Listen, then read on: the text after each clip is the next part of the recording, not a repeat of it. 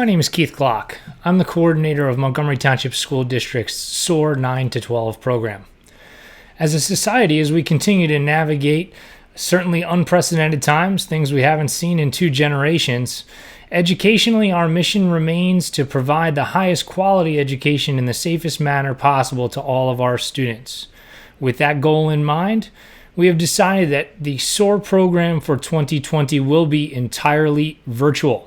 And here to describe and help us understand a little bit more about what that might look like for the summer of 2020 at the high school is Montgomery math teacher Jenna Lugo. Jenna, thanks so much for joining us. How are you? No problem. Good. How are you? I'm doing awesome.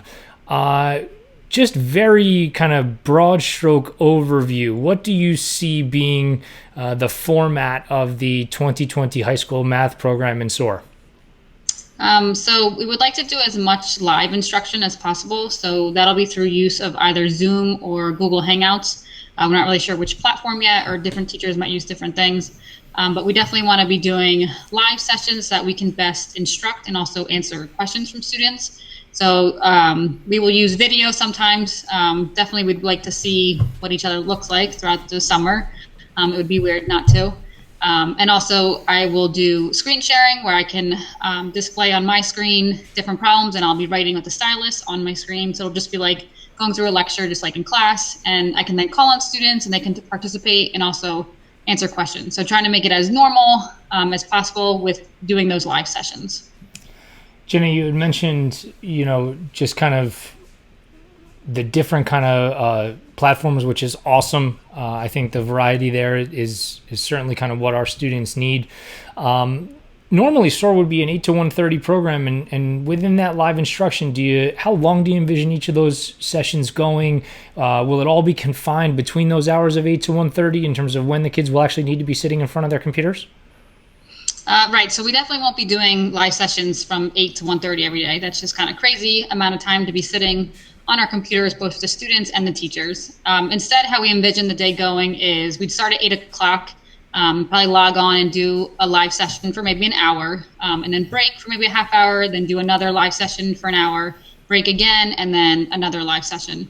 I don't see the live sessions going more than an hour. We wouldn't want to hold students that long. We want to give them a break to be able to get up, walk around, go to the bathroom, do whatever they need to, but definitely kind of chunk the day that way. Some days, obviously, it'll vary, where we might not need to meet 3 different times, but maybe we will sometimes. So definitely not for a full 5 hours, no more than an hour at a time would be live. Now, in all previous years when we were all in person, there are certain materials that were provided to students, and we also have a good portion of our student population that is in the honors track who would seek to take the proficiency exam and advance into that honors track. Talk to us a little bit about, are we going to be able to provide, kind of textbook, workbook to those students? And because the class is taught both in geometry and algebra 2 at a college prep level, we're still going to be able to provide all of that supplemental material for the students who wish to take that honors proficiency exam, correct? Yeah, so anything that we would provide the students while in class, we would still be giving to the students outside of class. We'd make sure some way, I know the coordinators are going to figure it out, for students to get a workbook that all students every year get, and a textbook to work out of also. And any materials that would be available during the normal in-class session would be available with the online session also. Awesome. Now, this is certainly not exclusive to SOAR, but something that our students are always concerned with is assessment. Talk to us about assessments and what you feel like they look like. Right. So we definitely still need to assess our students, make sure they're learning. They will look like, for the most part, probably Google Forms, could be multiple choice types questions, and also some free response. So either they could just type their answer in, or maybe they might have to do their work on a separate sheet of paper, take a picture of their work, and then submit it on Google Classroom or through Google Forms.